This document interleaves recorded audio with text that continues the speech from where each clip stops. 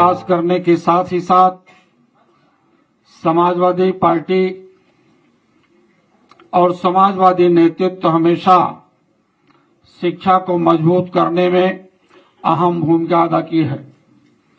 जब भी अवसर मिला है, शिक्षा को फ्री करने का कार्य किया गया है। बढ़ती हुई शिक्षा में आज भी सत्ता से बाहर रहते हुए समाजवादी पार्टी के नेतृत्व ने उत्तर प्रदेश की यूपी बोर्ड परीक्षा से लेकर के सीबीएसई, आईसीएसई, अन्य संस्थानों से जिन बच्चों ने अच्छा प्रतिभा किया और अपनी भूमिका को जिले या प्रदेश में सर्वोच्च स्थापित करने का काम किया है, माननीय राष्ट्रीय अध्यक्ष जी ने उन्हें लैपटॉप के माध्यम से प्रोत्साहित करने का काम किया कि आप और आगे बढ़ो।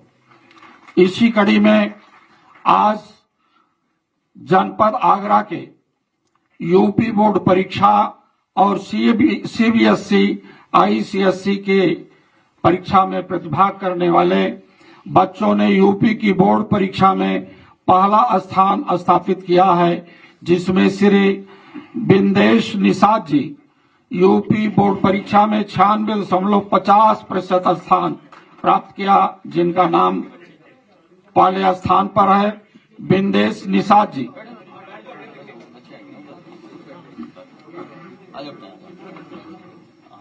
दूसरे स्थान पर मुस्कान यादव जी, जिन्होंने दूसरा स्थान जनपद आगरा में प्राप्त किया 96.17% अंक प्राप्त करके।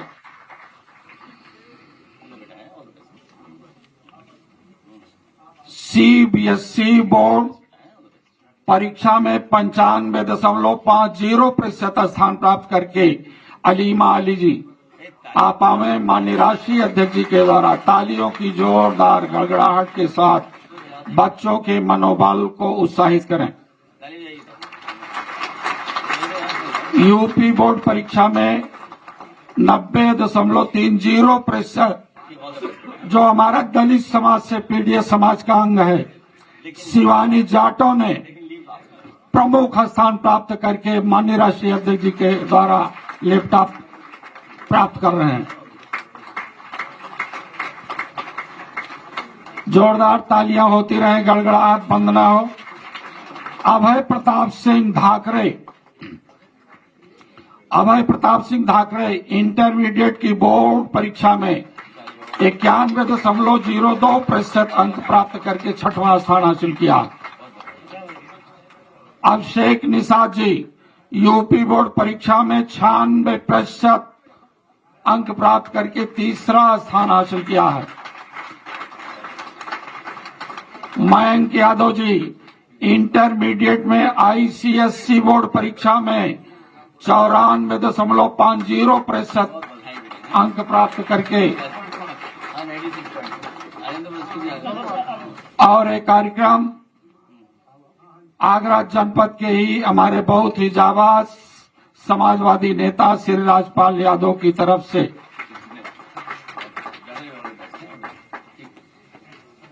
फिर दूसरा जनपद फर्रुखाबाद में उत्तर प्रदेश की बोर्ड परीक्षा के टॉपर्स स्टूडेंट्स हैं, जिसमें मनोज मिश्रा जी प्रदेश सचिव हैं, डॉक्टर नवल साक्य जी हैं, जिला अध्यक्ष जी हैं। आप सभी लोगों के सहयोग से सबसे पहले अंशिका यादव जी मनीष कुमार हाई स्कूल की बोर्ड परीक्षा में सर्वोच्च स्थान प्राप्त किया 57.1.7। दूसरा रिधिका वर्मा जी जिन्होंने 96.67% अंक प्राप्त करके दूसरा स्थान हासिल किया है।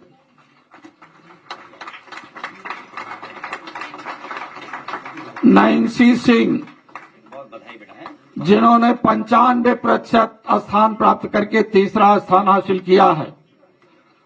सभी बच्चों को आप सभी की तरफ से बहुत बहुत प्रोत्साहन के लिए एक बार जोरदार तालियां बजा करके बच्चों के मनोबल को आगे बढ़ाने के लिए आप सभी लोगों को भी बहुत बहुत धन्यवाद, बधाई।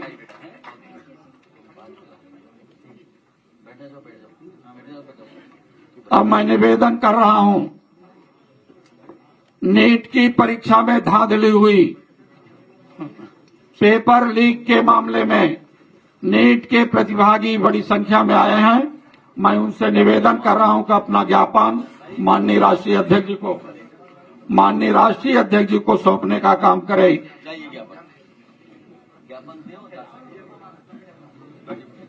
ज्ञापन दो, बैठो, लाइए, जल्दी आइए, हाँ नीट वाले और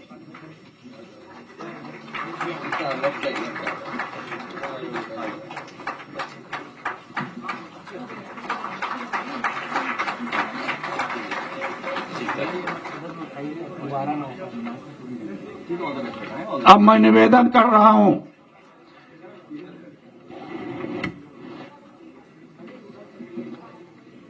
कि माननीय राष्ट्रीय अध्यक्ष जी किताब का विमोचन करेंगे। नहीं, भेंट करेंगे वो।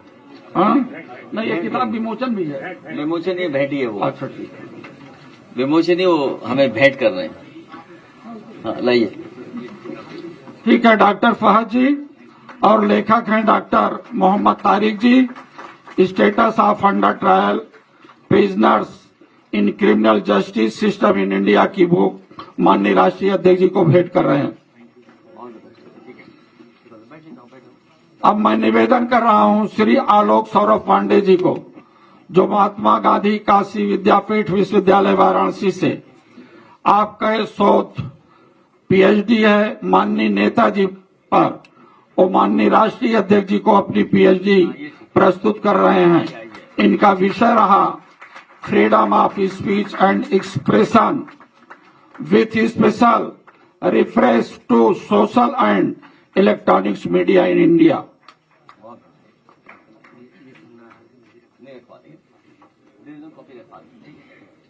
बधाई बेटा।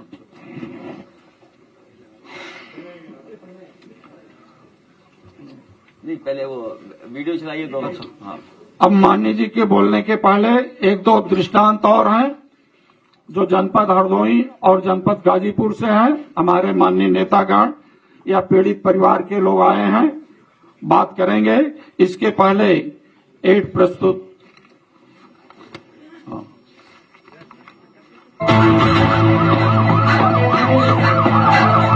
They made a promise. 10 years of law and order. So why do people still feel afraid?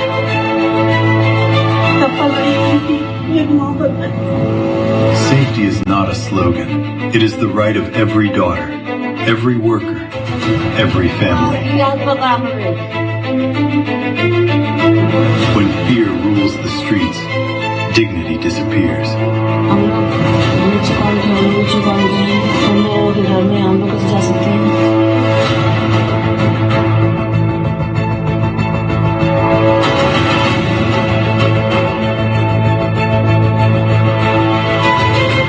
Uttar Pradesh deserves leadership that protects its people. The people are calling again.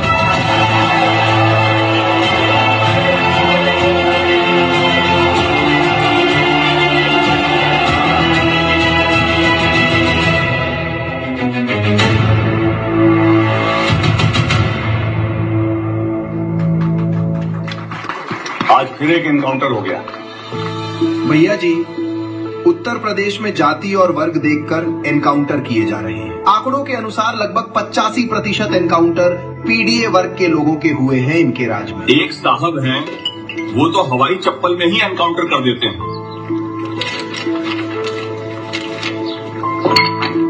UP में सब उनकी कृपा है।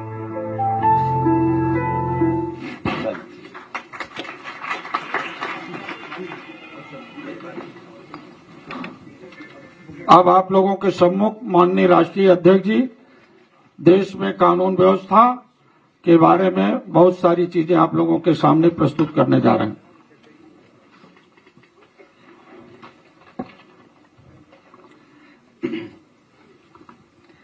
मैं धन्यवाद देता हूं प्रेस के साथियों का। मैं अपनी बात कहूं उससे पहले जो बच्चे लैपटॉप आज प्राप्त किए हैं, मैं उनको बहुत शुभकामनाएं देता हूं। हमारी पार्टी के जो नेता हैं उन्होंने लैपटॉप का इंतजाम किया और आज हम सब लोगों को मिलकर के उन बच्चों को सम्मान करने का मौका मिला है।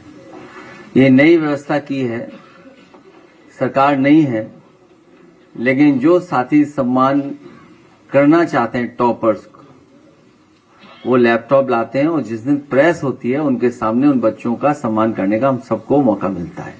मैं उन बच्चों को बहुत बधाई देता हूं, अपनी पार्टी के सभी नेताओं का बहुत बहुत धन्यवाद देता हूं। आज महत्वपूर्ण प्रेस इसलिए है कि हाथरस की बेटी के साथ जो हुआ 2020 में, उसी तरह का लगभग 2026 में भी हमें देखने को मिल रहा है। आंकड़े बताते हैं और आंकड़े में दिखाई देती हैं चीजें कि सरकार हर चीज को छिपाना भी चाहती है और अपने संसाधनों की ताकत से वो जनता तक सच्चाई पहुंचाने भी नहीं देना चाहती है। फेक इनकाउंटर को लेकर के कोई पहली बार बात नहीं हो रही है। कल भी जो हमें आपको देखने को मिला, लगभग परिवार के लोग ये कहते हैं कि, और जो खबरें आ रही हैं उससे ये लग रहा है कि फेक इनकाउंटर करने की साजिश सरकार लगातार करती रहती है। मैं अपने प्रदेशवासियों से ये कहना चाहता हूं, आज हम एक बेहद खतरनाक और संवेदनशील मुद्दे को उठा रहे हैं, जो हमारे देश की संस्कृति, संविधान, विधान और स्वस्थ सामाजिक सोच के लिए एक चुनौती बन गया है। यह मुद्दा फर्जी इनकाउंटर का है। एक इनकाउंटर को सामान्य रूप से मुठभेड़ कहते हैं। जिस देश की सदियों पुरानी संस्कृति में मुठभेड़ की जगह मेलजोल की बात की हो और पूरी वसुधा को कुटुंब माना हो, वहां ऐसी हिंसक और आपराधिक गतिविधियों के लिए तब तक कोई जगह नहीं हो सकती जब तक कोई इसका जानबूझ करके अपने स्वार्थ के लिए दुरुपयोग न करे। फर्जी इनकाउंटर के माध्यम से मेंटल सॉफ्टवेयर को सेट किया जाता है, लेकिन अपडेट या अपग्रेड नहीं किया जाता, बल्कि आउटडेटेड, डाउनग्रेडेड बनाया जाता है। मैं ये बात दोबारा कहता हूं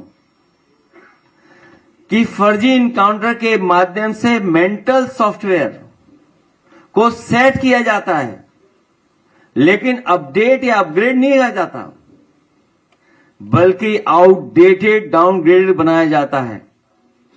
इससे मानस में हिंसा को भरा जाता है, हत्या को जायज ठहराया जाता है और जंगल के जमाने की उस रूढ़िवादी मानसिकता को वापस लाया जाता है, जो कहती है कि शक्ति ही अधिकार है, मतलब माइट इज राइट। कभी एक समय पर इस बात को कहा जाता था कि शक्ति ही अधिकार है, माइट इज राइट, जबकि लोकतंत्र में कहा जाता है, कहते हैं कि राइट इज माइट, इसी कारण फर्जी इनकाउंटर लोकतांत्रिक व्यवस्था के विरुद्ध एक बहुत बड़ा षड्यंत्र है, जो संविधान में दिए गए न्याय के राज और सामाजिक न्याय के राज को भी सिरे से नकारता है। फर्जी इनकाउंटर का 1.10वें हिस्से मतलब 0.1% लोगों को मिली अपनी सरकारी शक्ति का आपराधिक इस्तेमाल करना है।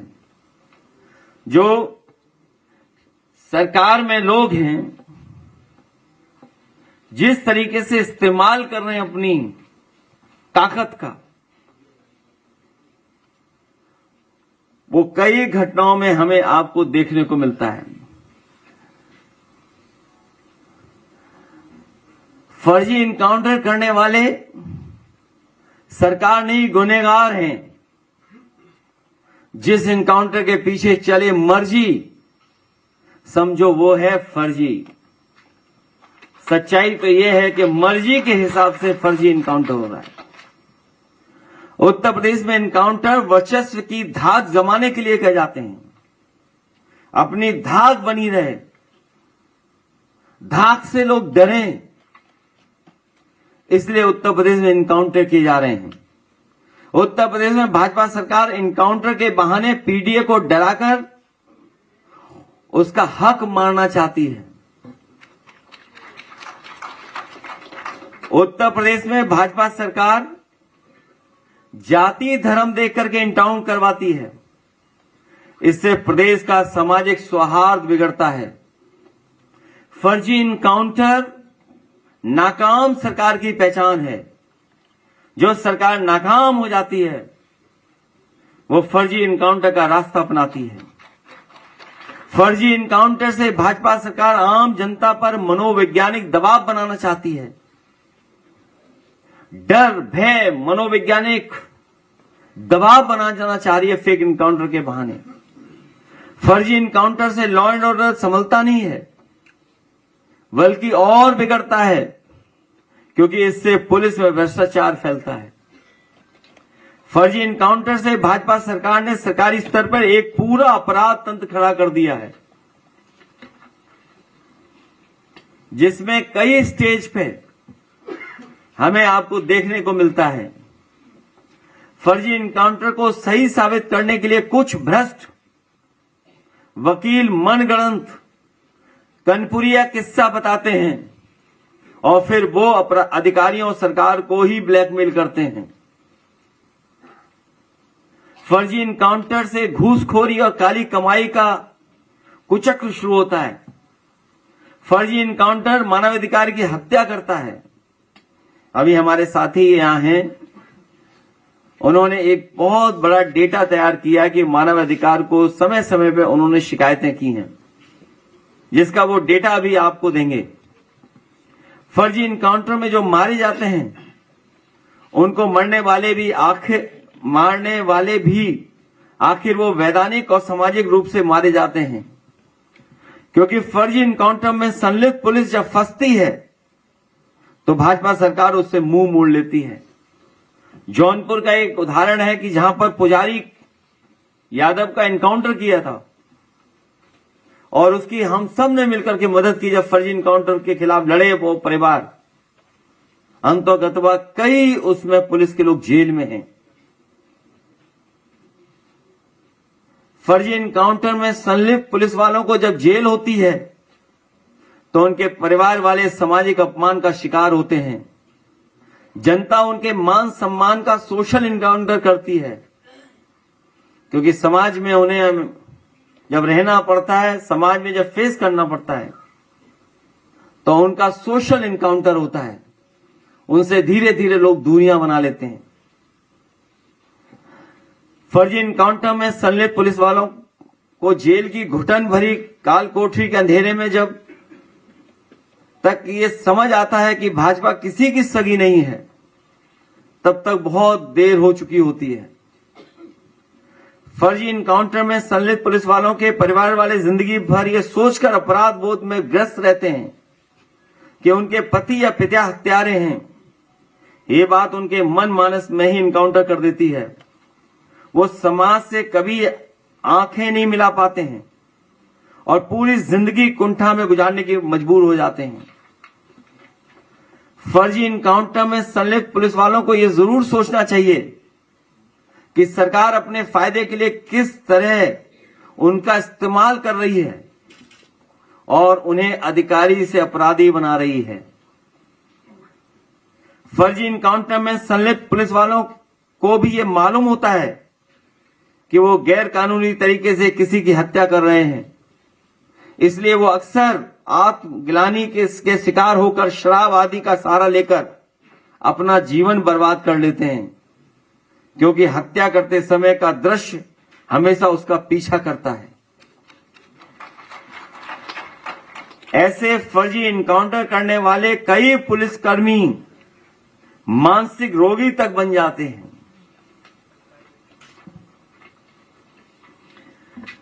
फर्जी इनकाउंटर में संलिप्त पुलिस वाले दूसरे को तो एक पल में मार देते हैं, लेकिन खुद सारी जिंदगी तिल तिल करके मरते हैं। फर्जी इनकाउंटर के डर से प्रदेश में निवेश नहीं आता है। भाजपा राज में ऐसे कई उदाहरण हैं जब पुलिस ने व्यापारियों से फर्जी इनकाउंटर कर डर दिखा करके पैसे वसूले हैं या उनको होटल के कमरों में मार दिया है। यही नहीं, इनकाउंटर का डर दिखा करके कई अधिकारियों ने महिलाओं के साथ गलत काम किया है। कासगंज का एक उदाहरण है, जहां पर एक अधिकारियों ने उसके पति का फर्जी इनकाउंटर और झूठे मुकदमे में जेल भेजने के डरा करके उस महिला के साथ बहुत कुछ गलत काम किया। यहां तक कि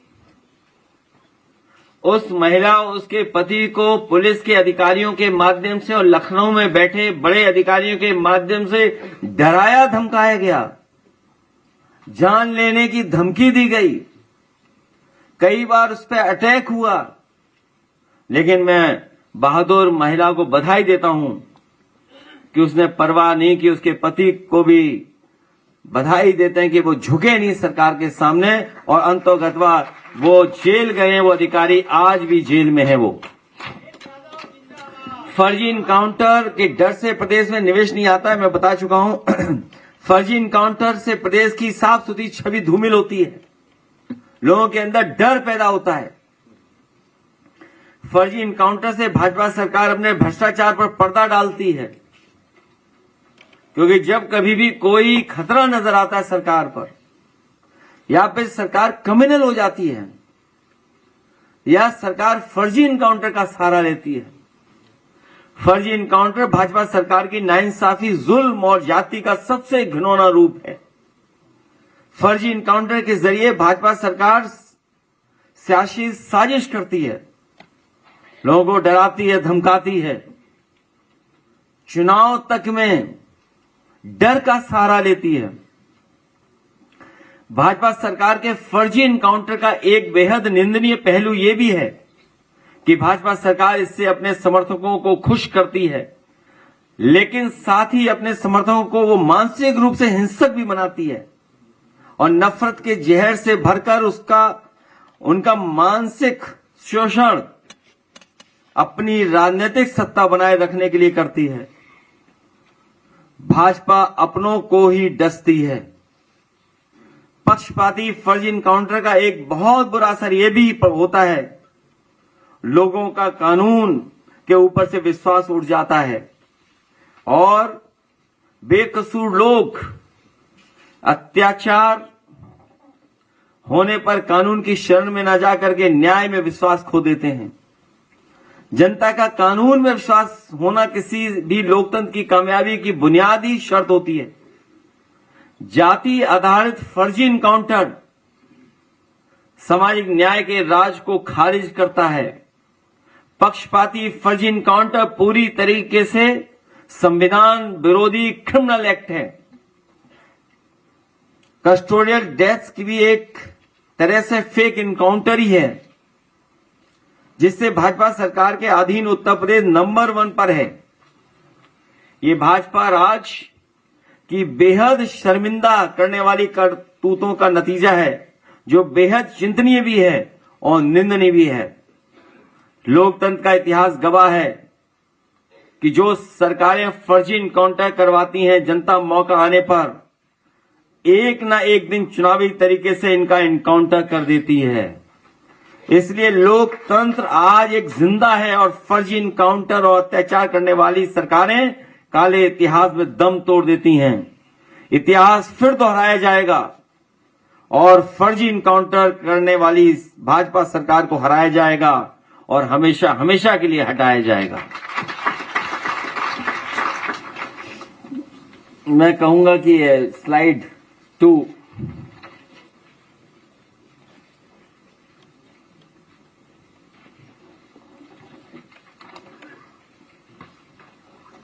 ये मैंने तारीख भी लिखी है।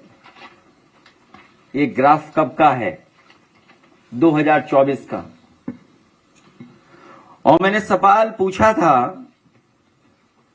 कि यूपी में फर्जी पुलिस इनकाउंटर का निशाना कौन बन रहा है। ये ग्राफ बता रहा है कि फर्जी इनकाउंटर का निशाना किसको बनाया जा रहा है। पीडीए पे सबसे ज्यादा, अदर्स में भी, क्योंकि वो गोलमाल कर रहे हैं, वो भी पीडीए ही है, और जो डेटा नहीं दे रहे हैं वो भी 42% है। तो आखिर सरकार किसके लिए डेटा छिपा रही है, किसके लिए नाम छिपा रही है? ये 2024 में पूछा था ग्राफ डाल करके।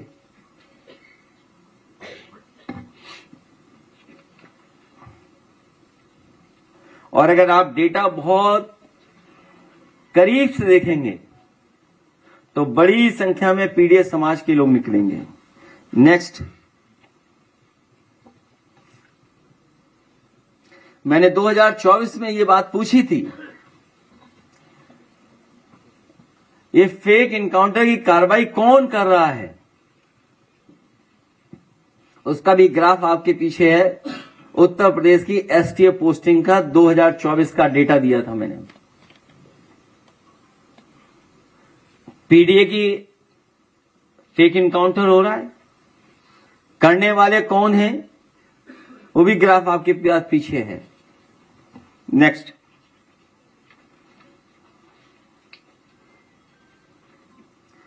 और पीडीए पे कार्रवाई करने वालों में पीडीए नहीं है। 2025 में पूछा था कि बुलडोजर पीडीए पर ही क्यों चल रहा है, बुलडोजर किसी और पे क्यों नहीं चल रहा है। एक आध एक्सेप्शनल है, विजय मिश्रा जी, विजय मिश्रा, उनके परिवार पर अभी कोई साथी आया था।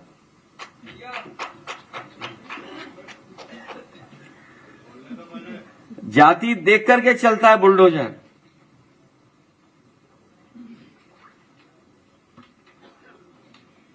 नेक्स्ट,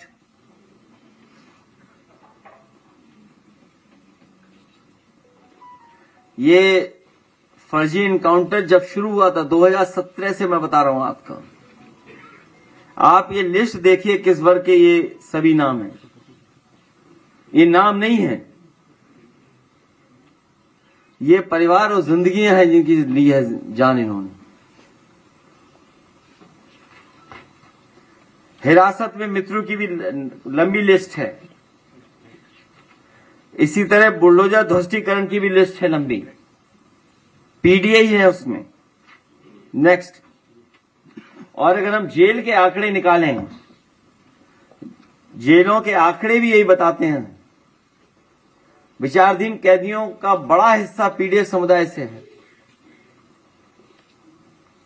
जो अंडर ट्रायल कैदी हैं उसमें सबसे ज्यादा पीडीए समाज के हैं। नेक्स्ट, जब लंबे आपराधिक इतिहास वाले बाहुबलियों के शस्त्र लाइसेंस की मांग हुई और उनकी सूची आई, तो अब सूची आप खुद पढ़ लीजिए।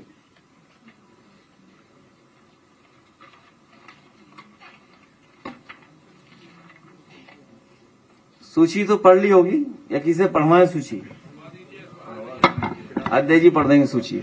बाद में, अभी नहीं, अभी बाद में पढ़ देना। नेक्स्ट, और रहा बचा यहां है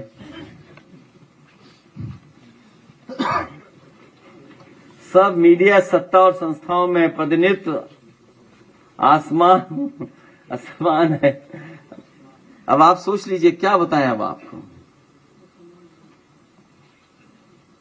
अगर ये डेटा भी झूठ है तो आप बताइए, आप सब लोग बैठे हैं यहां पर, अगर ये डेटा झूठा हो तो आप बता दो हमें। ये डेटा तो झूठा नहीं है ना। हिंदी समाचार चैनलों में पीडीएस संपादक और मालिक,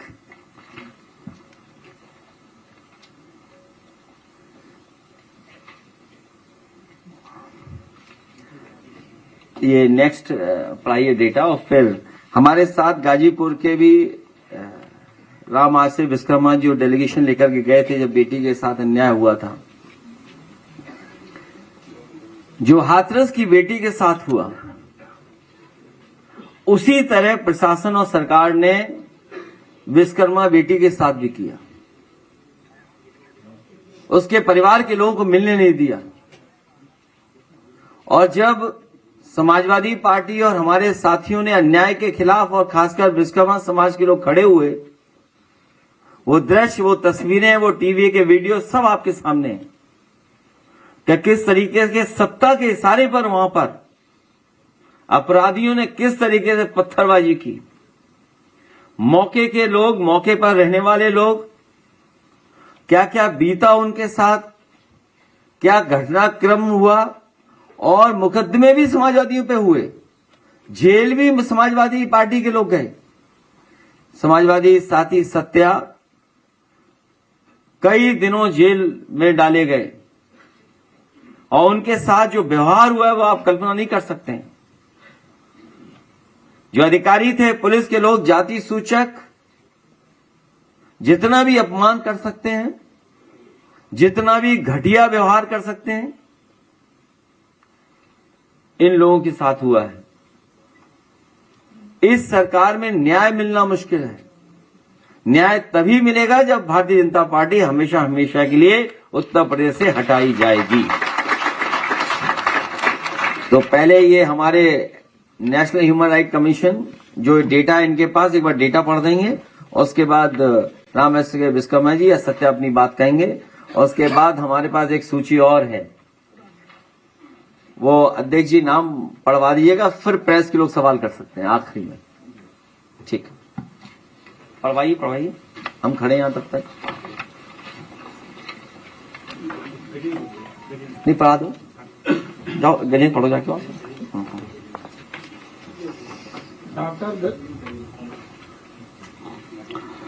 डॉक्टर गजेंद्र सिंह जी, आप आवें और एनकाउंटर पर अपनी रिपोर्ट प्रस्तुत करें। धन्यवाद माननीय राष्ट्रपति जी। इनकाउंटर पे सबसे शुरुआत में 2017 के बाद जब इनकाउंटर और कस्टोडियल शुरू हुई थी तो उस समय तो सरकार कोई रिकॉर्ड देने के लिए तैयार भी नहीं थी। उस समय हम लोगों ने आरटीआई लगाई और करीब 2 या 3 साल तक हम लोग इस पे कार्रवाई करते रहे और first appeal, second appeal RTI की लगाते रहे। उसके बाद हाईकोर्ट इलाहाबाद ने एक आदेश जारी किया था कि ये इनका फंडामेंटल राइट है, इनको इसका जवाब दिया जाए। तब पहली बार लिस्ट जारी हुई थी कि किसका इनकाउंटर हुआ है, उसकी जाति क्या है, कस्टोडियल डेथ क्या है। उसके बाद से लगभग वार्षिक हर बार ये जारी कर रहे हैं। इसके बाद हम लोगों ने एक पीआईएल की थी यही इनकाउंटर के खिलाफ, जब इनका सरकार का जवाब आया है तब उसमें सरकार ने 2017 से 18 तक का आंकड़ा जो है हाई कोर्ट में दाखिल किया था, जिसमें कुल मुठभेड़ उस समय 1142 थी और जिसमें 48 लोग मरे थे और 47 लोगों के ऊपर मतलब मुठभेड़ में मौत की एफआईआर हुई थी। 41 लोगों में अंतिम रिपोर्ट लगी थी। सक्षम न्यायालय ने 25 रिपोर्ट एक्सेप्ट कर ली थी और 17 के बाद फिर लगातार हर वर्ष सरकार डीजीपी यूपी के लगातार ये रिपोर्ट जारी करते रहते हैं।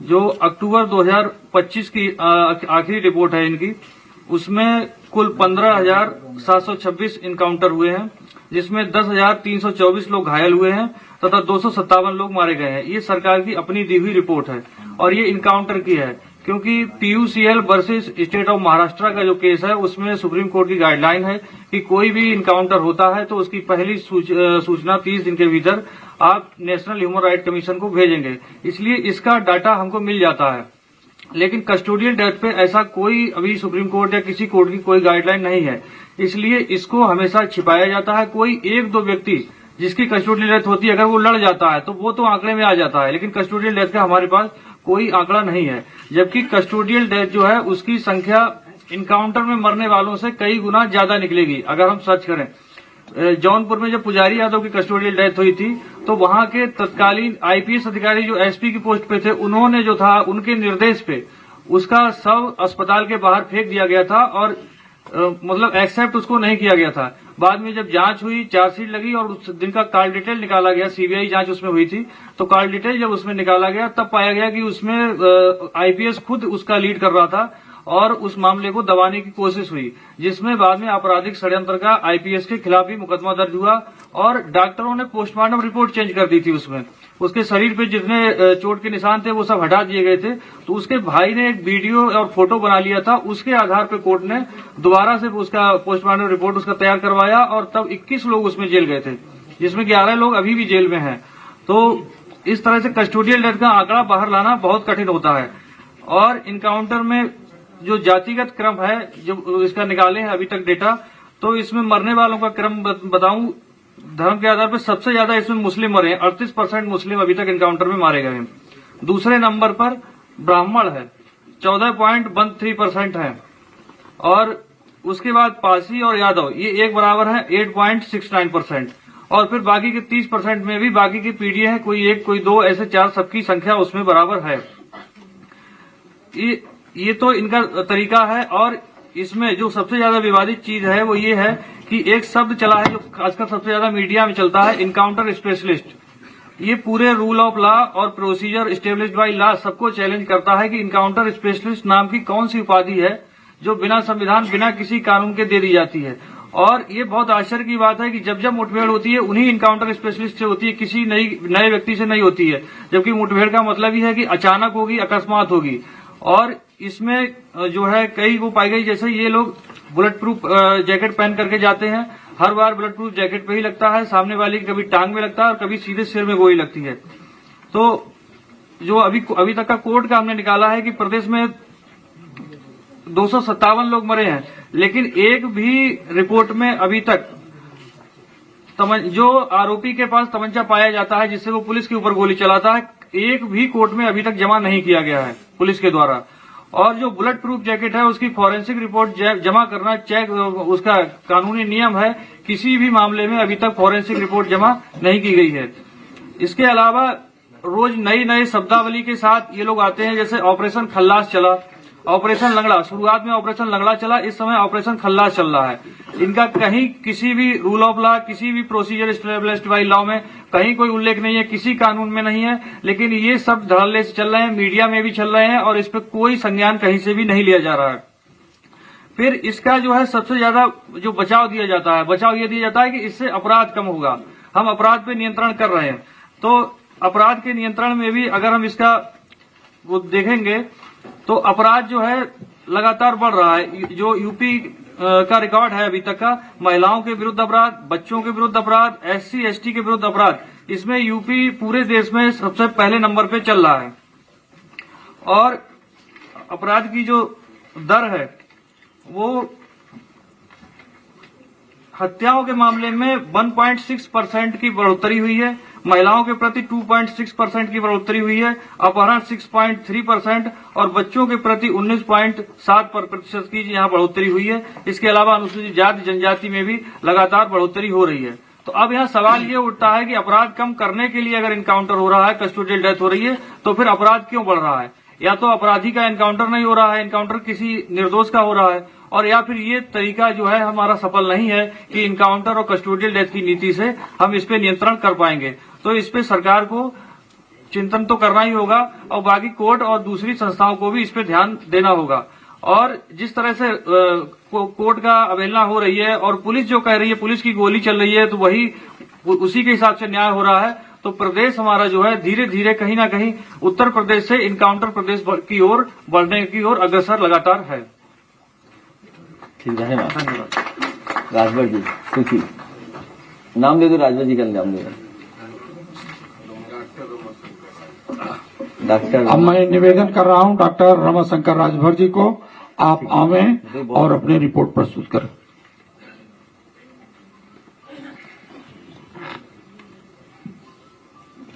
सम्मानित अध्यक्ष जी,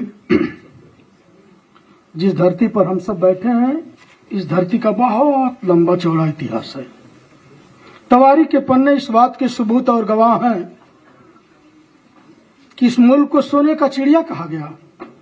पूर्व के वक्ता विस्तार से अपनी चर्चा कर रहे थे। यहाँ की भूमि भी कुंदन से कम नहीं, राष्ट्र की रागिनी बंधन से कम नहीं। आओ चुटकी से उठा माथे लगा ले हम, क्योंकि समाजवादी पार्टी की माटी चंदन से कम नहीं। मित्रों, जो वर्तमान हालात है, चूंकि मैं गाजीपुर जनपद से बिलोंग करता हूं और खास तौर पर ओपी चाचा राजभर के विधानसभा क्षेत्र से, जो उनकी हालात है, उनकी जन्मभूमि है और कर्म भूमि है। जन्मभूमि वाराणसी, जहां के प्रधानमंत्री जी प्रतिनिधित्व करते हैं। उनके जन्मभूमि से शुरुआत होता है। विगत एक साल के अंदर राजभर समाज की जो हत्याएं हुई हैं, फेक इनकाउंटर हुए हैं, प्रत्यक्ष को प्रमाण की आवश्यकता नहीं। मीडिया के साथियों, मैं आपके सम्मुख बड़ी जिम्मेदारी के साथ आप सबको बताना चाहता हूं कि दर्जनों राजभर समाज की हत्याएं हुई हैं। जहां से वो पैदा हुए हैं, जहां प्रधानमंत्री जी प्रतिनिधित्व करते हैं, सुरेश राजभर, फया राजभर, छोटू राजभर, डॉक्टर सचिन राजभर, इंजीनियर रोहित राजभर, फत्ते राजभर, साधु राजभर, सचिन राजभर, कृष्णा राजभर समवेत दर्जनों राजभर समाज की हत्या होती है। जहां इनका कार्य क्षेत्र होता है, गाजीपुर जनपद विधानसभा जहूराबाद में, दिन के 5 बजे दीपक राजभर की हत्या होती है। साहब, हत्या होती है, ये श्रीमान जी दरवाजे पर जाते हैं, जिसको हम लोग पुचार कहते हैं। पुचार करने जाते हैं तो जो उनकी शैली है हिनहिनाने की, हिनहिनाते हैं। अब मुझे नहीं समझ में आता, माननीय मंत्री जी हिनहिनाता तो खच्चर है, ये तो प्रदेश के कैबिनेट मंत्री हैं। मैं जो कह रहा हूं मित्रों, प्रामाणिकता के आधार पर कह रहा हूं, जिसकी हत्या हुई है, दीपक राजभर की हत्या हुई है, उसका पिता कह रहा है कि माननीय मंत्री जी, मेरा तो बेटा इस दुनिया को छोड़ के चला गया, दिन दहाड़े उसकी हत्या हुई, वो तो मैं बर्दाश्त कर पा रहा हूं, लेकिन आप मेरे दरवाजे पर जो मस्ती काट रहे हैं, मेरा दिल टूट जा रहा है। वीडियो वायरल हुई है साहब, आप देख लीजिएगा। 25,000 का इनामिया घोषित होता है। दीपक राजभर का हत्यारा, चार्जशीट लगती है, चार्जशीट लगने के बावजूद भी आज तक उनकी गिरफ्तारी नहीं हो पाई। यही उत्तर प्रदेश की सरकार है। बाहरी सरकार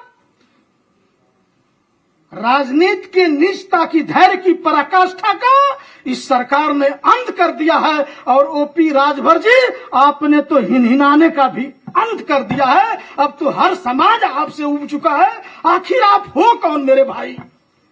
किस मिट्टी में पले हो? किस संस्कार में पले हो? और किसके चेला हो आप? कहते हो घरों से मैं कहता हूं, मैं कांसीराम का चेला हूं।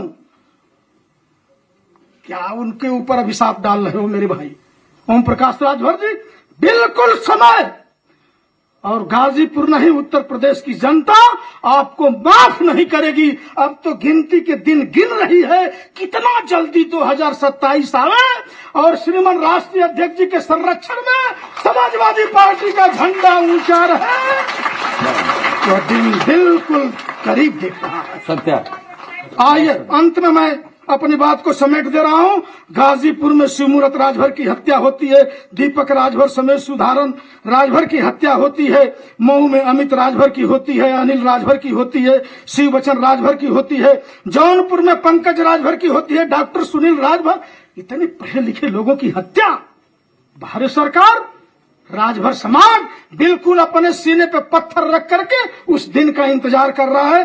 श्रीमान अभिषेक राजभर की हत्या होती है, रामसेवक राजभर की हत्या होती है, बाराबंकी में बबलू राजभर की हत्या होती है, कुशीनगर में रिंकी राजभर की हत्या होती है संत कबीर नगर में, नंदनी राजभर समेत पूरे प्रदेश में अनेकों नेक राजभर समाज की हत्या होती है। अंत में कहकर के अपनी बात को समेट दूंगा, बिस्मिल आजाद भगत सिंह का अब वो बलिदान कहाँ है, बिस्मिल आजाद भगत सिंह का अब वो बलिदान कहाँ है, नेताजी जैसा अब इंसान कहाँ है। भ्रष्ट हो गए, बेईमान हो गए, ये भारतीय जनता पार्टी के लोग भ्रूण हत्यारा हो गए, फेक इनकाउंटर करने वाले भारतीय जनता पार्टी के लोग। अब नेताजी के सपनों का हिंदुस्तान कहाँ है, हिंदुस्तान कहाँ है, हिंदुस्तान कहाँ है। इन्हीं शुभकामनाओं के साथ बहुत बहुत धन्यवाद। मंचस्थ अपने लोकप्रिय विधायक जयकिशन साहू जी समेत सभी आदरणीय, मैं नाम नहीं ले पा रहा हूं, समय बिल्कुल कम है। बहुत बहुत धन्यवाद। जय हिंद, जय भारत, नमो। सत्या यादव जी हम लोगों के बीच में हैं और इनके ऊपर गाजीपुर का प्रशासन तब हल्ला बोला जब समाजवादी पार्टी के मजबूत नेता श्री राम आश्रय विश्वकर्मा के नेतृत्व में विश्वकर्मा समाज के पीड़ित परिवार से मिलने के लिए जा रहे थे। उसी समय तरह तरह की प्रताड़ना देकर के इनको जेल में बंद कर दिया गया। मैं निवेदन कर रहा हूं श्री सत्या यादव जी से कि आप आवें और अपनी आप बीती और समाज में बीती हुई बात को बतावें। बहुत बहुत धन्यवाद आदरणीय अध्यक्ष जी।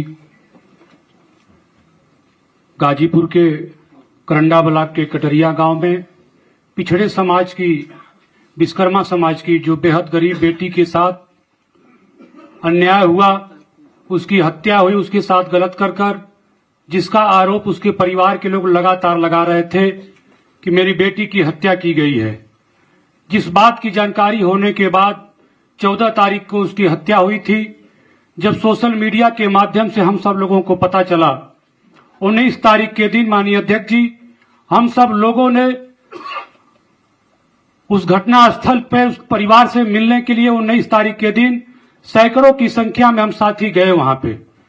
और उस गांव में लगातार जिस तरह से वहां के प्रधान प्रतिनिधि ने अराजकता को फैलाने का काम कर रहे थे, जिन्होंने उससे पहले कुछ सामाजिक संगठन के प्रतिनिधि मंडल वहां पर मिलने के लिए गया था, उनके ऊपर भी ईंट पथराव हुआ, उनको मारा गया। फिर उसके बाद हम सब लोगों ने वहां के थाना HSO से फोन पे वार्ता करके हमने कहा कि ये अच्छी बात नहीं है और हम सब लोगों का अधिकार है, किसी पीड़ित परिवार से जाकर मिल सकते हैं। उसके बाद हम सब लोगों ने किसी तरह से साहस दिखाकर उस पीड़ित परिवार से मिलने गए और जहां पर मिलने के बाद उन्होंने अपनी बात को सुनाया, मैंने आदरणीय अध्यक्ष जी को अवगत कराया।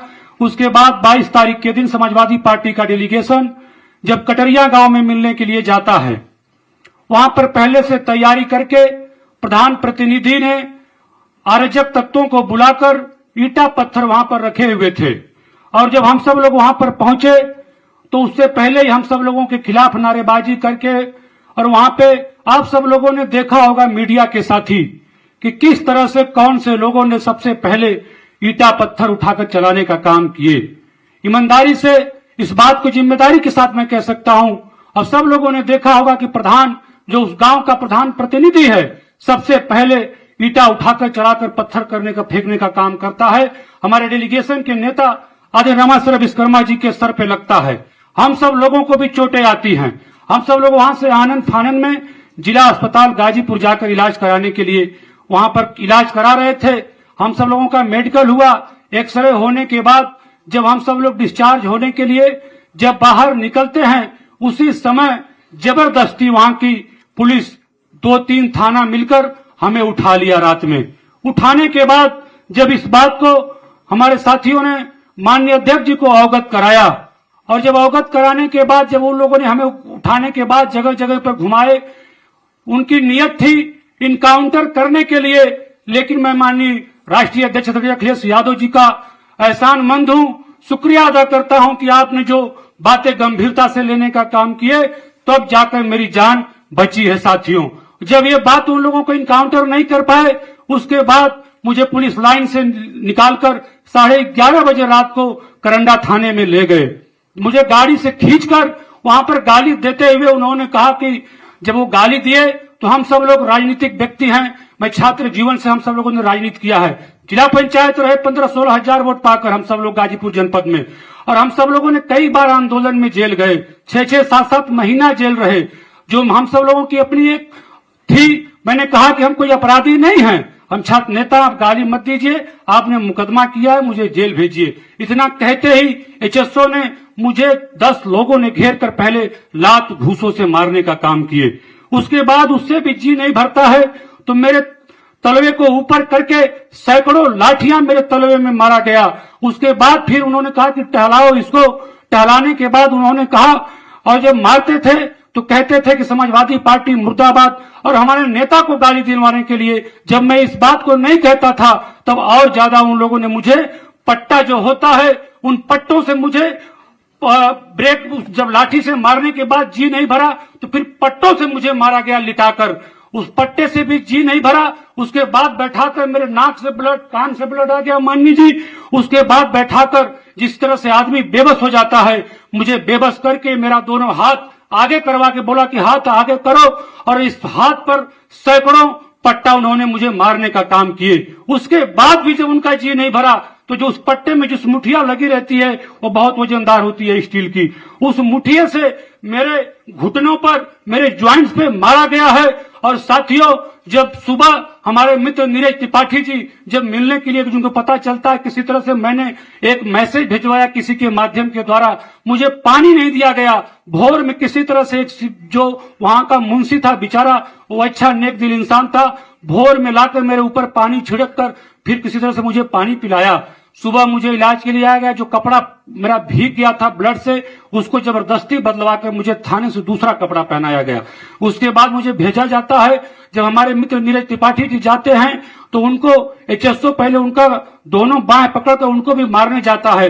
तब उन्होंने कहा कि मैं एडवोकेट हूं, और जब उन्होंने अपना नाम सरनेम बताया कि मैं नीरज त्रिपाठी हूं, तब उन्होंने यहाँ के एसओ और 2-3 थानों के एसओ थे, उन्होंने बोला कि यार ब्राह्मण, तुम गुरु आदमी, क्या इन यादों के चक्कर में, जातीय हीरों के चक्कर में गाली देकर उनसे कहें, वहां पर मौजूद है, आप चाहेंगे तो उनसे पूछ सकते हैं मीडिया के साथी। इसलिए मैं कहना चाहता हूं कि इतनी बर्बरता होने के बाद अगर आप कहेंगे तो मैं अपनी चोटों को भी आप सब लोगों के बीच में दिखा सकता हूं। इसका वीडियो भी है मेरे पास जो मेरे मोबाइल में है। ये 8 दिन की बात की वीडियो है। 8 दिन की बात का एक डॉक्टर जो मेरी मदद किया जब मैं हॉस्पिटल में इलाज किया आया, और उसके बाद माननीय जी ने दबाव बनाए, तब जाकर मेरा बीएचयू में आकर किसी तरह से जब न्यूरो को सजेस्ट हुआ तो मेरा सीटी स्कैन कराया गया। ब्लड की क्लॉटिंग है। ब्लड की क्लॉटिंग के बाद जब मुझको 10 दिन बीएचयू में रखा गया, उसके बाद जब मेरी रिहाई होती है तब हम सब लोग घर आते हैं। आप देख सकते हैं, इसकी वीडियो भी है मेरे पास। जिन मीडिया साथियों को चाहेगा मैं आप सब लोगों के बीच में उपलब्ध करा दूंगा। इसलिए इस बर्बरता को इसी तरह से, इससे कम गाजीपुर में एक उपाध्याय को नौनहरा में आप सब लोगों ने देखा होगा कि किस तरह से उसको मार दिए, उन्होंने अपनी जान दे दी। वो भाजपा का कार्यकर्ता था। वहां के बार बार ये घटना, वो एचएसओ गाली देकर और हम सब लोगों के साथ बर्बरता करने का काम किया साथियों। इसलिए मैं समाजवादी पार्टी और राष्ट्रीय अध्यक्ष जी का मैं शुक्रिया अदा करता हूं, पूरी समाजवादी पार्टी का। और जेल में जाने के बाद भी वहां का जेल का अधीक्षक जो हम सब लोगों को वहां पर वो कहता था कि जो कटरिया के लोग हैं उनको बाहर न निकलने दिया जाए, वहां भी हम सब लोगों के साथ अंदर भी प्रार्थना हुई। माननीय जी, अब मैं उस बात को कह नहीं सकता हूं। मेरे परिवार के लोग किस तरह से भयभीत थे। हम सब लोगों ने कभी भी समाजवादी पार्टी में हम लोग कई बार आंदोलन गए हैं, लेकिन कभी भी पुलिस हम लोगों के साथ ऐसी बर्बरता नहीं की थी। लेकिन उस रात को सोचकर जैसे ऐसे लगता था कि ये जुल्म की रात कितनी बहुत बड़ी भारी है। इस तरह से आज पूरे प्रदेश में हालात बने हुए हैं। और जेल में भी जब हमारे पार्टी के नेता जब लाल बिहारी यादव जी गए, हमारे राष्ट्रीय अध्यक्ष जी ने और नेताओं को भेजा, ओम प्रकाश सिंह जी को, आशुतोष सिन्हा जी को, सभी लोगों ने जाकर जब अधीक्षक पर दबाव बनाए, मन्नू अंसारी, तब जाकर हम सब लोगों को जेल में भी राहत मिली।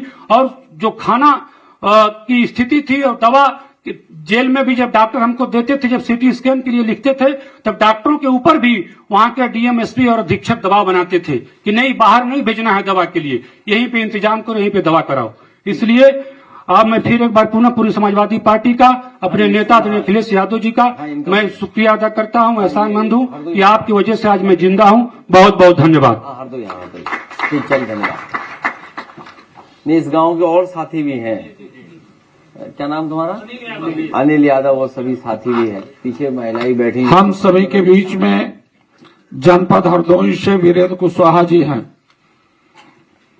विगत दिनों में आपकी बहन के साथ वर्चस्ववादियों ने फावड़े से काट करके हत्या कर दी है। मैं वीरेंद्र कुशवाहा जी से निवेदन कर रहा हूं कि आप आवें और अपने दृष्टांत को रखें।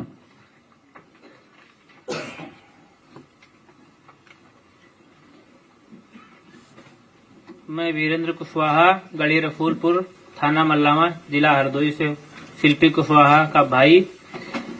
हमारे यहाँ 10 सालों से कुछ माफिया लोग हैं जो हमारी बहन को, हमारे घर वालों को परेशान कर रहे थे। पुलिस थाने हमारे पिताजी जाते थे और इनकी कंप्लेन देते थे तो पुलिस वाले कोई कार्रवाई नहीं करते थे, क्योंकि माफिया लोग गाड़ी पे लेके जाते थे उसको, अपराधी को छुड़ा के ले आते थे। तो पिताजी को हमारे कोई जानकारी आगे नहीं थी, थाने तक जानकारी थी, थाने तक जाते थे और आखिरी में जानकारी हुई कि एसपी साहब के पास जाओ, तो एसपी साहब के पास गए, सीओ साहब के पास भी गए और डीएम साहब के पास भी गए। तो यहाँ तक जाते रहे मगर कोई हमारी मदद नहीं हुई, कभी भी कोई न्याय नहीं हुआ।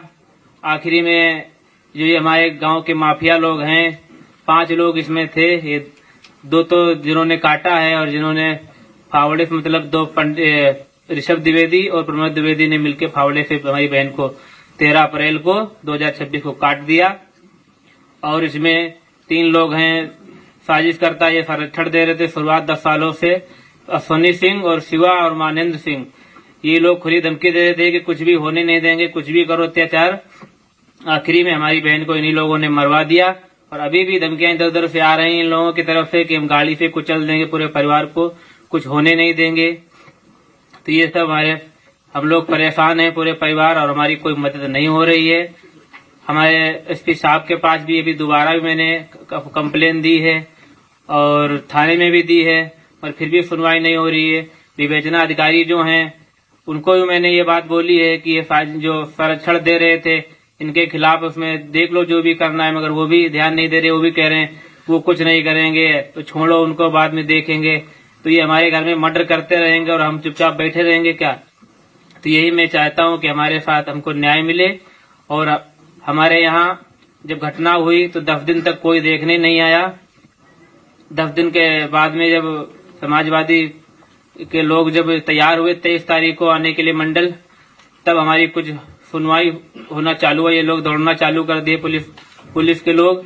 उसके बाद में उस टाइम पे भी कुछ नहीं सुनवाई। उसके बाद में फिर जब माननीय जी का पत्र जारी हुआ तब ये पूरे जिला के सब आ गए, डीएम, एफडीएम, एसपी सभी लोग दबाव बनाने लगे कि जो भी है मदद चाहो वो मिलेगा, आप उसमें बोल दो कि माननीय अखिलेश यादव जी यहाँ ना आए, हम संतुष्ट हैं। हमने हमें संतुष्टि कैसे मिलेगी? खुलेआम माफिया लोग घूम रहे हैं, ना उनके एनकाउंटर हो रहे हैं, ना उनके बुलडोजर चल रहे हैं उनके घर पे, और ना ही कोई कार्रवाई हो रही है और हमको आप संतुष्ट करने आए हो।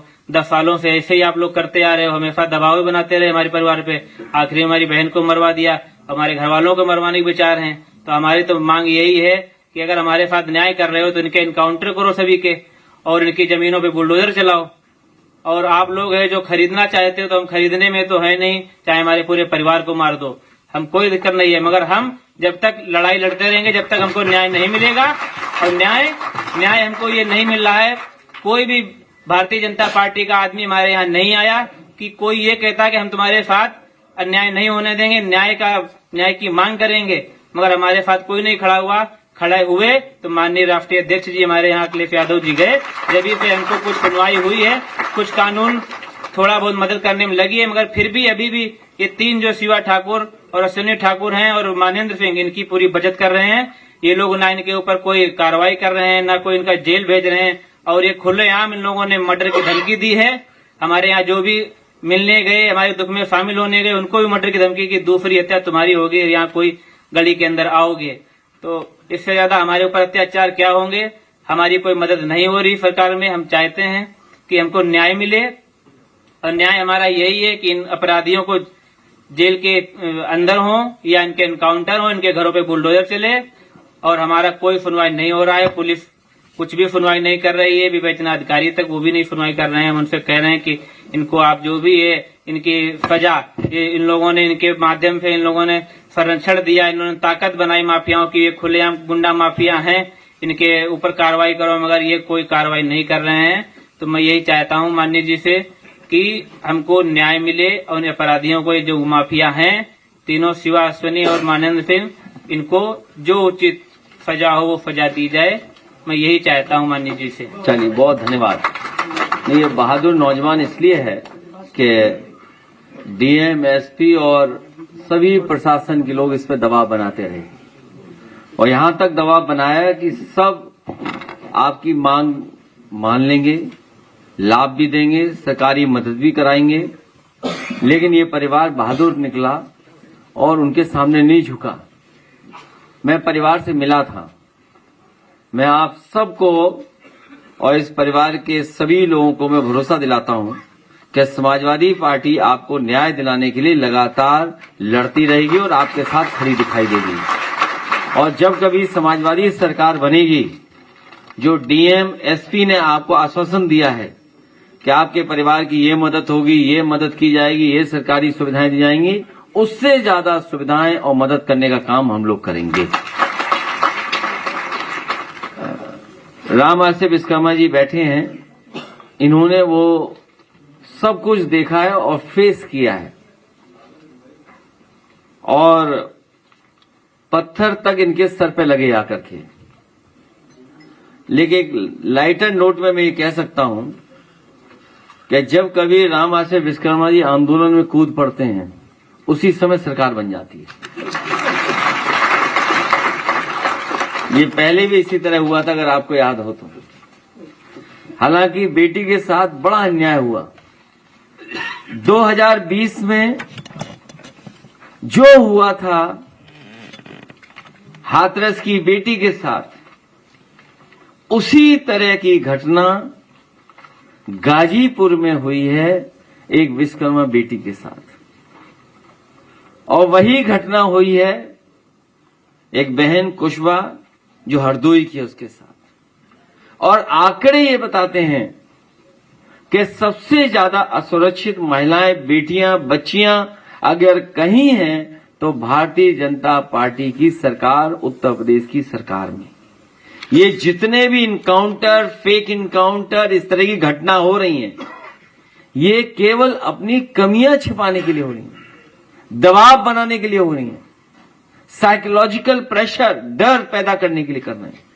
और जब कभी सरकार को लगता है कि वो सरकार से बाहर जाने वाले हैं या कमजोर दिखाई देने लगते हैं, तो भारतीय जनता पार्टी कमिलन होने का रास्ता अपना लेती है। लेखपाल का पेपर अभी लीक हुआ, नीट का इससे पहले हुआ था। क्या परीक्षा व्यवस्था जो है पूरी प्रणाली अभी विषय मत बोलो, अध्यक्ष जी सूची पढ़ दो। लास्ट वाला लगाइए, जो कोर्ट ने बाहुबलियों की आपराधिक रिपोर्ट मांगी है, बताइए। पढ़ दीजिए सूची, सुनिए।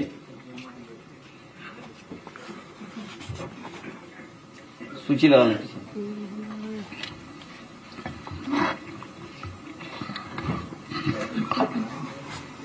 उत्तर प्रदेश की हाई कोर्ट ने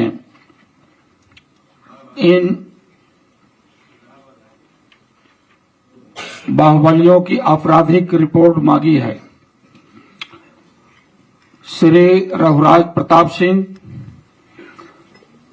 श्री धनंजय सिंह, श्री सुशील सिंह, श्री ब्रिजभूषण सिंह, श्री विनीत सिंह, श्री अजय मरहत, श्री सुजीत सिंह बेलवा, श्री उपेंद्र सिंह गुड्डो, श्री पप्पू भौकाली, श्री इंद्रदेव सिंह, श्री सुनील यादव जी, श्री फरार अजीम साहब, श्री बादशाह सिंह, श्री संग्राम सिंह, श्री सुल्लू सिंह, श्री चुलबुल सिंह, श्री सतीश सिंह, श्री छत्तू सिंह, श्री डॉक्टर उदय भान सिंह। इतने लोगों की कोर्ट ने उत्तर प्रदेश सरकार से सूची मांगी है। इनके आपराधिक मुकदमे क्या?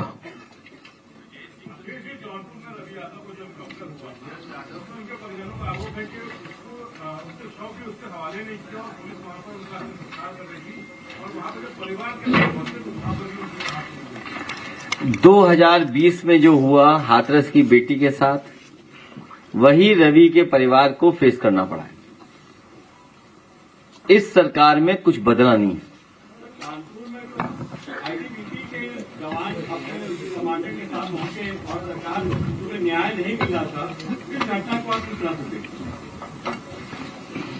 सरकार चाहती है सब लोग अपने हाथ में लेने का अनुवस्था।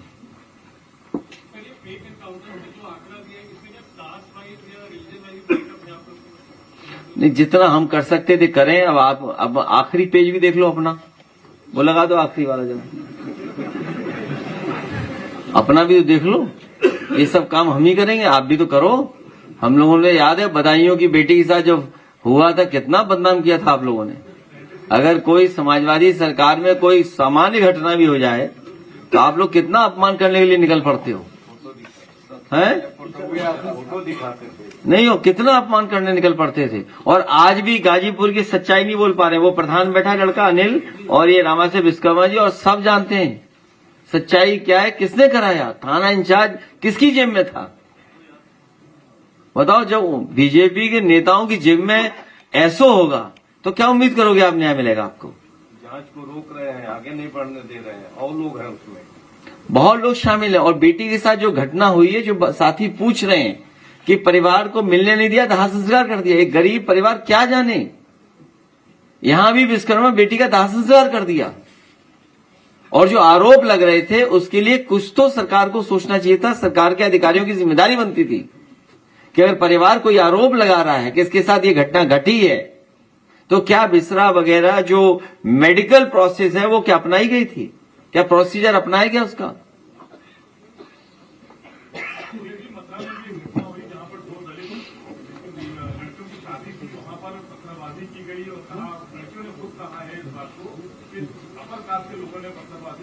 ये सरकार भेदभाव कर रही है, अन्याय कर रही है, बुलडोजर का सहारा ले रही है और हर काम में गुनहगार है सरकार। पूरा उत्तर प्रदेश इस समय बिजली की बदहाली से बहुत ज्यादा खेल रहा है, तो क्या 2027 सरकार में आप आने के बाद पहली गर्मी से राहत दे पाएंगे? बबूल का पेड़ जब लगाया है तो आम मांगोगे क्या? आम कहां से मिलेगा आपको? केवल एक सवाल नहीं, स्मार्ट मीटर तो जनता ने उखाड़ के फेंक दिए, नहीं तो स्मार्ट मीटर के माध्यम से कितनी वसूली की तैयारी थी। प्रश्न सर ये है कि 2027 में आने पर पहली गर्मी से क्या राहत पा पाएगी उत्तर प्रदेश? मैं आपसे दूसरी बात कहता हूं, कि सबसे ज्यादा बिजली का कारखाना किसने लगाया, और कम से कम मुख्यमंत्री जी एक कारखाने का नाम ले दें तो उससे भी थोड़ी बहुत बिजली से राहत मिल जाएगी। बिजली के कारखाने का नाम भी नहीं लेती सरकार,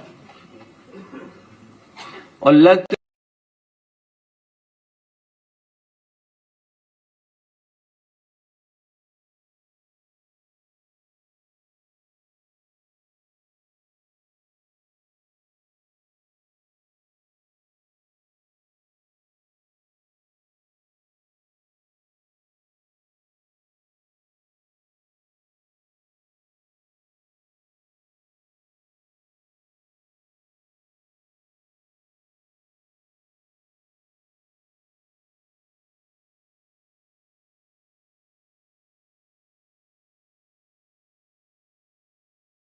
अभी केवल इनकाउंटर पे बात कर लो।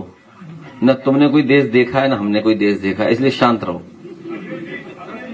वे मतलब दुनिया में वो देश में हो रहा। अच्छा,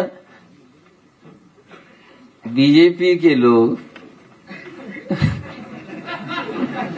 ये बताएं कि भाई ये पूछे वहां जो ये मीटिंग हो रही है कोर ग्रुप की, मिनिस्टर्स की, फॉरेन डेलीगेट्स की, कि आखिरकार रुपया पाताल लोक में क्यों जा रहा है? रुपया पाताल लोक में क्यों जा रहा है? हमारे तमाम समाजवादी ये समझ ही नहीं पा रहे हैं कि डॉलर ऊपर जा रहा है, इसका मतलब क्या समझें? हम तो इतना ही समझ रहे हैं कि जितना डॉलर ऊपर जाएगा उतनी चाय महंगी हो जाएगी। जब डॉलर सस्ता था तो चाय सस्ती थी। अब आपसे पूछें कि 40 का डॉलर था, 45 का था, तब चाय कितने की थी? कितने की थी चाय? बताइए, 2 रुपए की। और आज चाय कितने की है बताइए आप। तो जितना डॉलर ऊपर जाएगा उतनी चाय महंगी हो जाएगी। आम लोगों को समझाने के लिए यही हमारे पास फार्मूला है। हमें कोई विदेश डेलीगेशन इतनी बड़ी बात अभी यहां नहीं करनी है।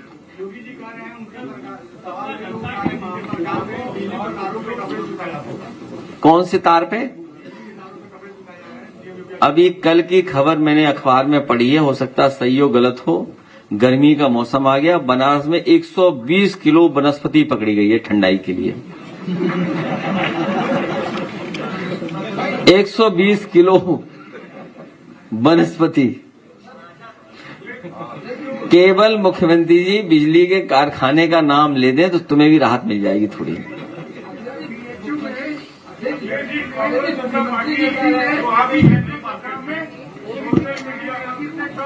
हैं?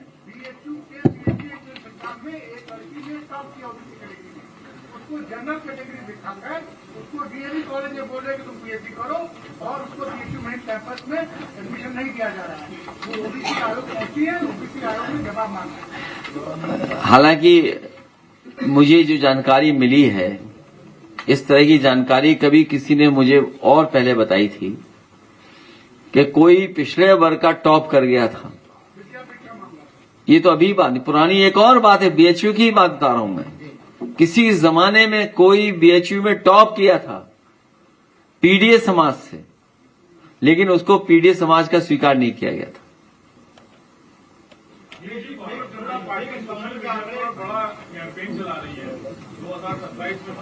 तुम सवाल हमसे पूछ रहे हो और खुद उस पार्टी को ज्वाइन कर चुके हो। ये खुद शामिल है उस पार्टी में, ये खुद शामिल है उस पार्टी में, सवाल हमसे पूछ रहे हैं। तुम्हारा लास्ट सवाल, उसके बाद रैप अप। 2017 में सरकार बनी थी। 12 साल पीएम को कंप्लीट हुए हैं, उसके टेन्योर में बीजेपी तमाम उपलब्धियां बता रही है। आप इस तरह से 12 साल को देख रहे हैं। डबल इंजन का धुआं निकल गया है, ये सबसे बड़ी उपलब्धि है सरकार की। डॉलर कहां जा रहा है, ये सबसे बड़ी उपलब्धि है। हमें आपको डीजल, पेट्रोल और सीएनजी हर दिन बढ़ता हुआ दाम की खबर मिल रही है, ये सबसे बड़ी उपलब्धि है। पहले खबर महीनों में, साल में मिलती थी। जब से बीजेपी की सरकार आई है, कहो हर घंटे में खबर मिलने लगे आपको। और तब जब कंपनियां मुनाफा कमा रही हैं, ये आंकड़ों से खिलवाड़, अर्थव्यवस्था से खिलवाड़ ये भारतीय जनता पार्टी कर रही है। जैसे फेक इनकाउंटर यूपी में हो रहे हैं, उसी तरह फेक इकोनॉमी के आंकड़े हमें और आपको बताए जाते हैं। अमृत काल में डेवलप्ड भारत का सपना देखना, हम और आप सब लोग डेवलप्ड भारत का सपना देखते हैं, विकसित भारत हो, लेकिन जहां पर इलाज ही नहीं मिल रहा हो, दवाई न मिल रही हो, पेपर लीक हो रहे हो, पहनावा बदलने की बात हो रही हो कि आप ये नहीं पहन सकते हैं,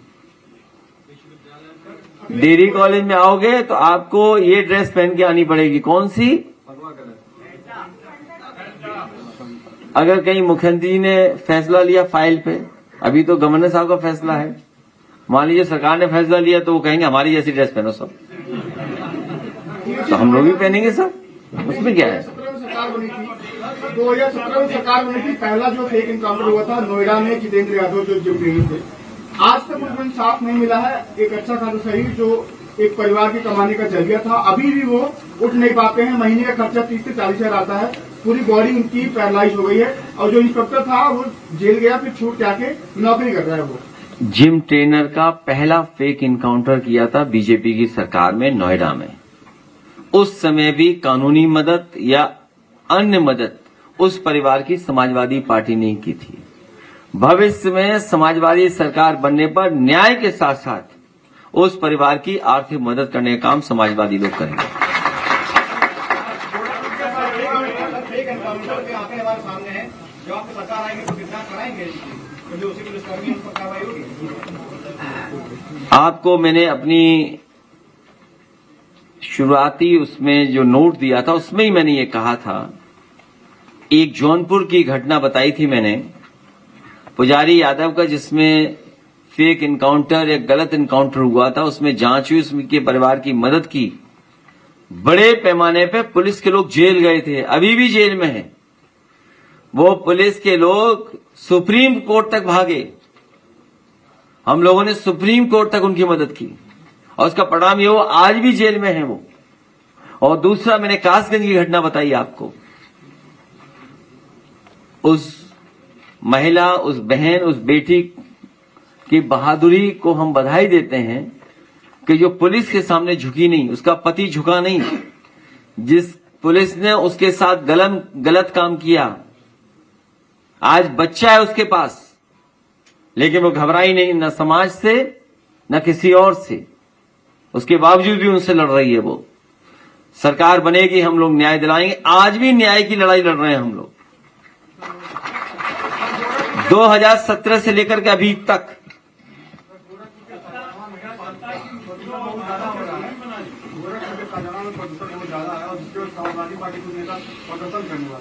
लेकिन वो हाउस अरेस्ट कर लिया गया और वहाँ की जनता बहुत परेशान है, छतों से धूल उड़ रहा है। इसके लिए क्या केवल प्रदूषण गोरखपुर में नहीं, गोरखपुर की वजह से पूरे उत्तर प्रदेश का खराब है प्रदूषण। तुम कहाँ बेमतलब का डेटा लिए घूम रहे हो, ये कुछ जानता ही नहीं है। यहाँ बहुत खराब है, थोड़ा इस हॉल के ऊपर खड़े होकर के देखो कितना खराब है प्रदूषण। उत्तर प्रदेश का भी पॉल्यूशन गोरखपुर की वजह से खराब हो गया। और इसके जो मानक हैं, जो नियम हैं, उसका पालन होना चाहिए। जब पुलिस अपनी वर्दी का सम्मान नहीं कर रही है, जब फेक इनकाउंटर हो रहे हैं, और जो वकील जो मदद करता था कनपुरिया वकील, वो भी जेल में है, सोचिए। इसलिए बीजेपी किसी की सगी नहीं है, बीजेपी अपनी सगी नहीं है। और जहां तक गोरखपुर की है, अगली प्रेस गोरखपुर की करेंगे आप, किस लिए, केवल गोरखपुर की। तुम कौन से अखबार के हो तो बता दो। अच्छा तब ठीक, ये तो बड़ा अखबार है। अरे पता है मुझे।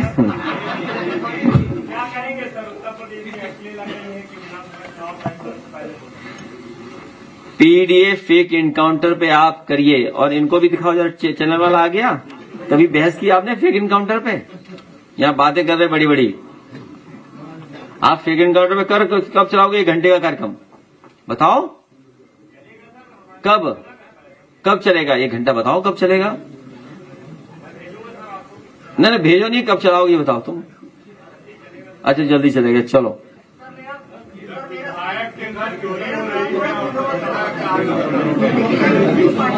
अपना सवाल तैयार करो, नहीं बहुत लोग सवाल पूछने लगेंगे। नहीं आखिरी हमारा, और काकरोच पार्टी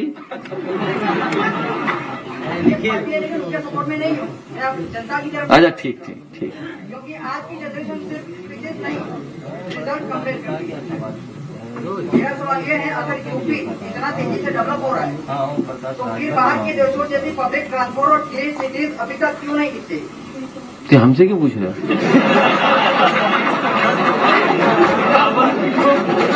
तो ये हमसे क्यों पूछ रहे भाई? ये बताओ, एकाना देखा आपने? एकाना देखा है आपने? एक्सप्रेसवे देखा है? नेशनल पार्क देखा है? ये गाजीपुर कौन से गांव में आखिरी रुकती है सड़क? हैदरिया और पखनपुरा, मोहम्मदाबाद पखनपुरा तक एक्सप्रेसवे गया है गाजीपुर का हमारा। वहां मंडी बननी थी गाजीपुर के किसानों के लिए। वो ना खड़े रहने दो भाई, क्यों बैठा दो, सीखने आए कुछ। हाँ ये कौन भेजा तुझे सवाल, कौन है पहले उसका नाम बता। कौन सवाल भेजा है? ChatGPT से पूछ रहे हो? है बेटा? अच्छा नहीं तो ये पूछ रहे, सीखने दो। नेता बदलते रहे, लेकिन क्या बेरोजगारी और महंगाई जैसे सवाल सच में बदले? तुम जिस समय ये बैठे हुए बदल दोगे, नौकरी रोजगार देंगे हम लोग। और मैं इस पढ़े लिखे नौजवान से कहूंगा कि SCL जो बनाया था वो देख के आना, SCL, क्योंकि जब तुम चीजें देखोगे तो तुम्हें अनुभव होगा कि हाँ समाजवादी पार्टी बहुत अच्छा काम करती है। तुम कहीं देखते नहीं हो। मॉल गए थे, प्लासियो मॉल किसने बनवाया? आज सवाल हमारा तुम पे है, बोले किसने बनवाया? किसने बनवाया बताओ ना।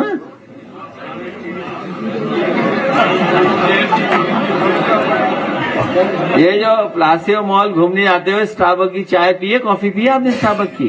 क्या करने जाते हो प्लासियो मॉल में? हैं? चल इसको कोई कॉफी पिलाए, कौन पिलाएगा? हमारा कोई साथी। अरे तुम नहीं। मैंने पिछली बार भी कहा था किसी को, ये हमने कहा है वो सोनू, एक दिन प्रेस के लोगों की ग्रुप बना के खिलाइए पिलाई शायद।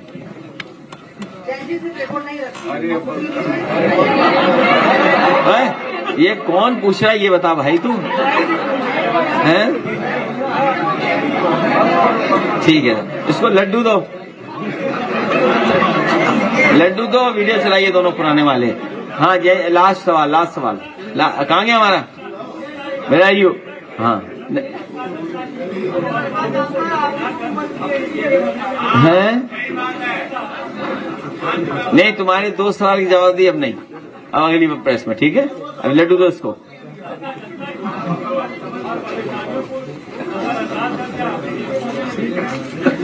भारतीय जनता पार्टी गरीबों से पैसा लूट करके अमीरों की जेब भर रही है। ये जो डीजल पेट्रोल महंगा हो रहा है, जरूरत की चीजें महंगी हो रही हैं, या ये फेक एनकाउंटर इसलिए कि लोग ध्यान ही न दें। ये झूठा प्रचार क्यों? आज ये हमारी होर्डिंग लगवा दी, ये पैसा कहां से आ रहा है? ये बड़े बड़े उद्योगपति पैसा दे रहे हैं इनको। लास्ट सवाल हमारे,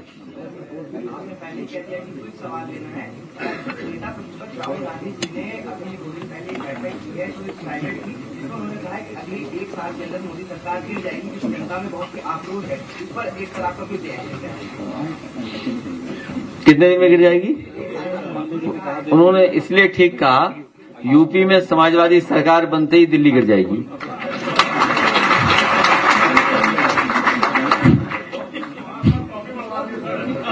हैं? नहीं, जितनी चाहे। ये सोनू अपने ग्रुप बना ले और अपने गोल के हिसाब से जाना, अपने गोल के हिसाब से सोनू एडजस्ट कर लेंगे। उसके बाद रुक नहीं रहा है, पोस्टरबाजी में जय जयकार उसमें लिखा हुआ है, और सपा सरकार जो है महिला विरोधी है, हर जगह लगा। अच्छा, उन पर महिलाएं नहीं, वो खुद विरोधी हैं। अच्छा ये बताइए, आरक्षण को हमने रोका है? अब आप बताइए, आरक्षण को कोई समाजवादी ने रोका है? समाजवादी तो आरक्षण पास कराया महिलाओं को, और आरक्षण पास करा करके महिलाओं को आरक्षण देने की बात कही है। हम तो कह रहे 27 में लागू करा दो, इसमें से भी कोई चुनाव लड़ लेगा, इसमें से कुछ लोग, हाँ ये तो लड़ ही सकती हैं। 12 साल से प्रधानमंत्री नरेंद्र मोदी का भी कार्यकाल कंप्लीट हो गया। बेटी बचाओ बेटी पढ़ाओ जैसे नारे, महिला सशक्तिकरण जैसे नारे, तमाम नारे लगे। अभी जो आंकड़े आपने दिए, महिलाओं के खिलाफ जो अपराध है वो सोशल मीडिया पे लगातार महिलाएं कहाँ जाएंगे? क्योंकि जो सरकारें हैं वो कह रही है पहले गुंडागर्दी होती थी, अब भी गुंडागर्दी तो वैसे ही लेना चाहिए। तो फिर महिलाओं को आश्वासन आखिर मिलेगा कहाँ से कि हाँ ये सरकार आएगी तो हम सुरक्षित हैं, हम सम्मान के साथ? मैं अपनी बहन से कहूंगा कि यहाँ से जाने के बाद 1090 जाएं और डायल 100 का रिस्पांस सिस्टम का वो देखें जाकर के हेडक्वार्टर क्या बनाया है, बगल में पुलिस हेडक्वार्टर बनाए। ये जो व्यवस्थाएं हैं यही हमारी महिलाओं को सुरक्षा देंगी, और महिलाओं की सुरक्षा हो, उनको सुरक्षित किया जाए, उसके लिए हर कदम आने वाले समय में उठाएंगे। तो कौन पीड़ित कर रहा है उन्हें? बीजेपी वाले पीड़ित कर रहे हैं। तो ये बोलो ना, सवाल क्यों नहीं, आधा सवाल क्यों पूछते हो? आप ये कहिए बीजेपी वाले 1090 वालों को ही परेशान कर रहे हैं। सरकार बनेगी तो इनके पे कार्रवाई होगी। है अगली चोरी मुख्यमंत्री आवास में होगी। वीडियो लगाइए दोनों। जब विधायक निवास में चोरी हो सकती है तो चोर अगला धावा कहां मारेंगे? कौन से विधायक के घर चोरी हो गई? हाँ, पढ़ा है, क्या क्या सामान चला गया उनका?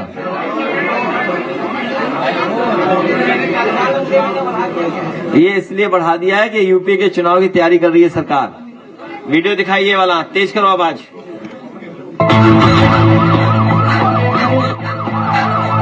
They made a promise.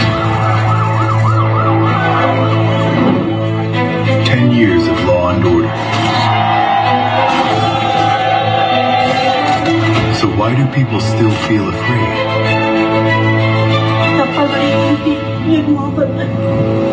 Safety is not a slogan. It is the right of every daughter, every worker, every family. When fear rules the streets, dignity disappears.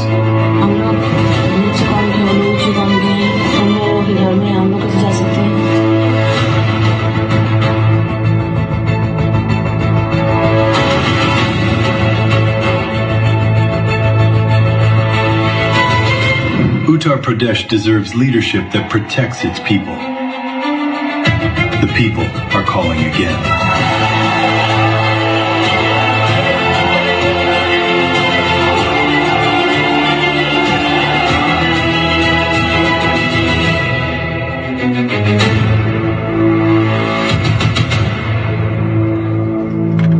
बहुत धन्यवाद। आज फिर एक एनकाउंटर हो गया। भैया जी, उत्तर प्रदेश में जाति और वर्ग देखकर एनकाउंटर किए जा रहे हैं। आंकड़ों के अनुसार लगभग 85% एनकाउंटर पीडीए वर्ग के लोगों के हुए हैं इनके राज्य में। एक साहब हैं, वो तो हवाई चप्पल में ही एनकाउंटर कर देते हैं।